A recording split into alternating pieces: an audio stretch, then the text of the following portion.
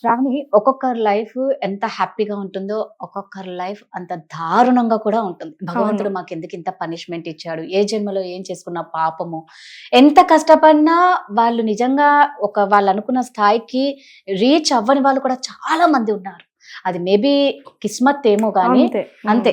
కొందరు అంటారు గాడిద చాకిరి చేస్తున్నాం, మేము పొద్దున్నే లేస్తున్నాము. ఆ సినిమాలో ఉంటది కూడా, అది కూడా పొద్దున్నే కోడి లేస్తది అని అల్లు అర్జున్ చెప్తే పొద్దున్నే వేసాకి దాన్ని కోసుకొని తింటారు, ఏం లాభం వచ్చింది పొద్దున్నే లేస్తే అన్నట్లు కొంతమంది అంటారు. అంటే మనుషులకి కష్టాలు అనేది సహజం, చాలా సహజం. అది భరించే వాడికి ఇంకా ఎక్కువ ఇస్తాడు ఆ భగవంతుడు అని నేను అనుకుంటా. Practical definitely. నువ్వు ఎంత భరిస్తావో నీకు ఇంకా పరీక్షిస్తూనే ఉంటాడు, మీద మీద సునామీ లాగిస్తాడు. కొంతమంది ఎలా అంటే చిన్నదానికి కూడా పాపం చాలా ఫీల్ అయిపోతారు, హర్ట్ అయిపోతారు. ఎస్, కొంతమంది ఉంటారు పెద్దగానే ఉంటది, మనం కళ్ళకి కనిపిస్తాం. అల్టిమేట్ గా ప్రతి ఒక్కరు అనే మాట ఏంటి అంటే, నీకేం తెలుసు, నువ్వు చూస్తున్నావు, ఒకసారి రా నా ప్లేస్ కి, ప్రాక్టికల్ గా నువ్వు అనుభవించు ఆ పెయిన్, నీకు తెలుస్తుంది. 100% అది కూడా నేను ఒప్పుకుంటా. అది ఏంటి పెద్దగా వచ్చిన వాళ్ళది.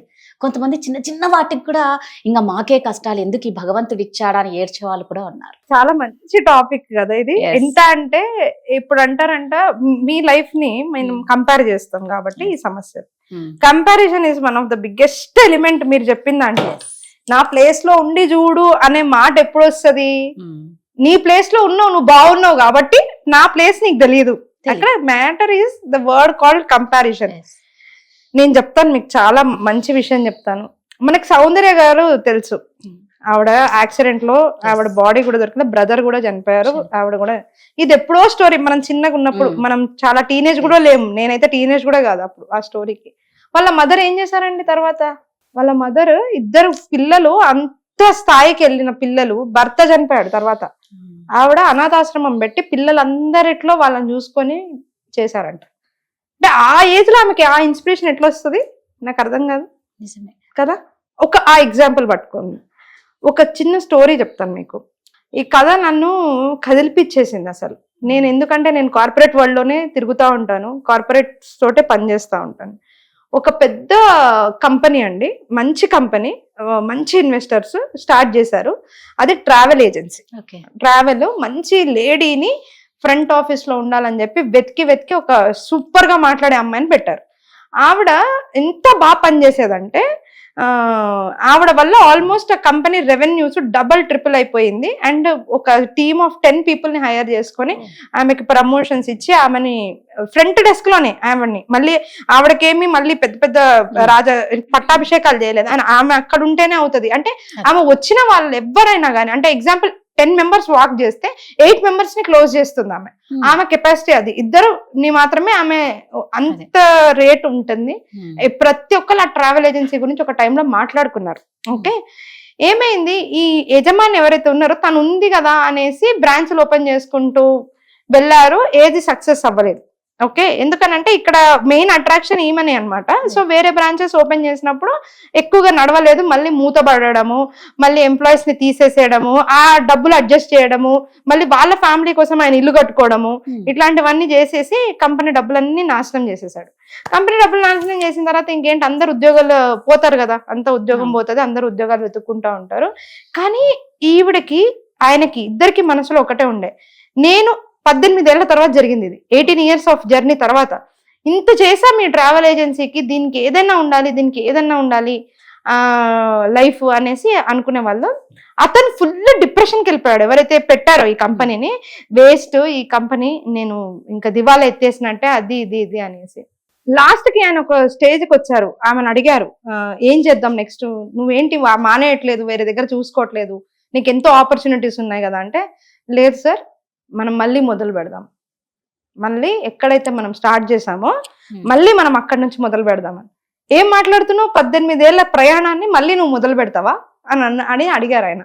అంటే ఆమె అనింది, ఎస్ నేను మొదలు పెడతాను, నాకు నమ్మకం ఉంది, నేను 18 ఏళ్ల నుంచి నేను కష్టపడింది 2 ఏళ్లలో తీసుకొస్తా, నాకు నమ్మకం ఉంది, మీకు నా మీద నమ్మకం ఉందా అనేసి. అంటే ఆయన ఏందో చెప్తుందిలే తిన కోసం, ఓకే ఇన్ని ఏళ్ళు పనిచేసింది, మనకి లాయల్ ఎంప్లాయీ అనేసి ఆయన ఒక చిన్న రూమ్ మళ్ళీ తీసుకొని ఒక స్టేజ్ లో ఆఫీస్ లాగా పెడితే, ఆమె పూల గుచ్చి పట్టుకొని నవ్వుకుంటూ వచ్చి అక్కడ నించోని ఉంది పొద్దున్న 8 గంటలకి. వాళ్ళ ఫ్యామిలీతో ఆయన డల్ ఫేస్ వేసుకొని ఏదో దిగి మామూలుగా వస్తుంటే ఆమె చీర్ఫుల్ గా, sir come on we are doing it అని ఇట్లా ఉద్వేగంతో చెప్తా. ఆయనకి ఒక్కసారి చెప్పు తీసుకుని కొట్టినట్టు అయిపోయిందంట. ఈమెకి అసలు దీనికి సంబంధమే లేదు, ఈమెకు ఉద్యోగి, ఈమెకి నేను ఒక జీతం ఇస్తే ఈమెకే ఇంత ఉత్సాహం ఉంటే జీవితంలో ఆ కంపెనీ అని నాకెంత ఉండాలా అని అనిపించిందంట ఆయనకి. ఇప్పుడు అది ఒక పెద్ద ట్రావెల్ ఏజెన్సీ, ఆల్ ఓవర్ ఇండియానే కాదు ఇంటర్నేషనల్ లెవెల్లో కూడా వెళ్ళింది. ఆమె స్టోరీ గురించి నేను కాపీ రైట్స్ లేవు కాబట్టి చెప్పలేను, ఇది జరిగింది ఆయన లైఫ్లో. ఆ స్టోరీని ఆయన ఒక దగ్గర షేర్ చేస్తుంటే నేను షాక్ అయిపోయాను. అంటే లైఫ్లో ఇన్స్పిరేషన్ ఎక్కడ దొరుకుతుంది ఎవరికన్నా? నా ప్లేస్లో నువ్వు ఉండి చూడు, అది ఎవరికి రాదు, అది ప్రతి ఒక్కళ్ళకి, ప్రతి ఒక్క ఇన్సిడెంట్లో ప్రతి ఒక్క వ్యక్తికి వస్తుంది. ఇప్పుడు నేను రాధా జీవితాన్ని జీవించలేను, మీరు శ్రావణి జీవితం జీవించలేరు. నా కర్మకి నా జీవితం అని చెప్పి మనకి మన సనాతన ధర్మం చెప్తుంది. ఎందుకు అంటే yes, your actions, your words, your character is your result. Right, you are the creator of your own destiny. Exactly.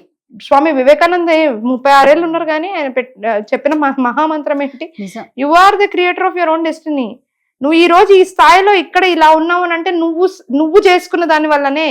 నువ్వు మూలలకు వెళ్ళు, పక్క నుండి ఎవరిని బ్లేమ్ చేయకుండా నువ్వు పోయి చూసుకో, నువ్వు ఎందుకు ఇక్కడికి వచ్చావు అనేది నీకే అర్థమవుతుంది. నీకు ఎవ్వరు అవసరం లేదు, కౌన్సిలర్లు అవసరం లేదు, సైకాట్రిస్ట్లు అవసరం లేదు, ఇంట్లో వాళ్ళు అవసరం లేదు, ఎవరు అవసరం లేదు. సెల్ఫ్ గా రియలైజ్ అయితే నీకు ఇప్పుడు ఆ కథ ఎందుకు చెప్పానంటే, నేను ఆ వ్యక్తి, ఆ ఎండి ఎవరైతే ఉన్నారో అతను వెనకకు వెళ్ళి ఆలోచించుకున్నాడు తను చేసిన మిస్టేక్స్ ఏంటి, తన ఆ సిచ్యువేషన్ కి రావడానికి. ఎప్పుడైతే తను అది ఆలోచించుకున్నాడో, I am the creator of my own destiny, ఇక్కడికి అదే తను కూడా ఏ విధంగా ఆలోచించింది, నేను కష్టపడ్డ కంపెనీ ఇట్లా కూలిపోవడం నాకు ఇష్టం లేదు, నేను ఇక్కడ దాకా వచ్చాను అని అంటే నేను కరెక్ట్ మోటివేషన్ నా కంపెనీకి ఇవ్వలేదు అని అంటది ఆమె.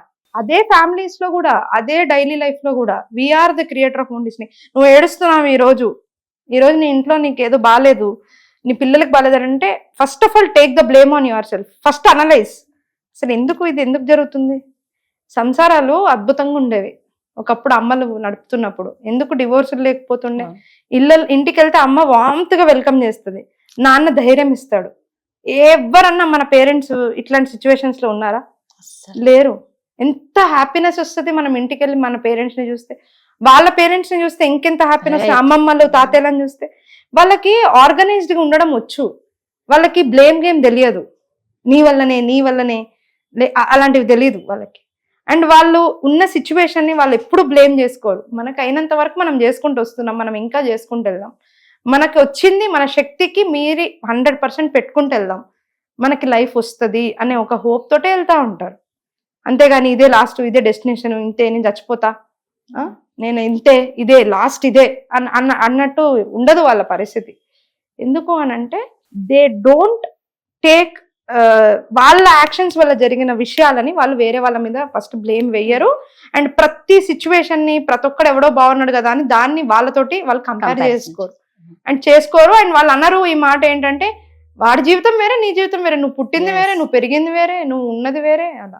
సో సెంటిమెంట్స్ ఉంటాయి కదా, సెంటిమెంటల్ గా ఉండడము అండ్ వీక్ అయిపోవడము, ఇలాంటివన్నీ ఉన్నాయి కదా. వీటి గురించి మనం నెక్స్ట్ ఎపిసోడ్ లో మాట్లాడదాం.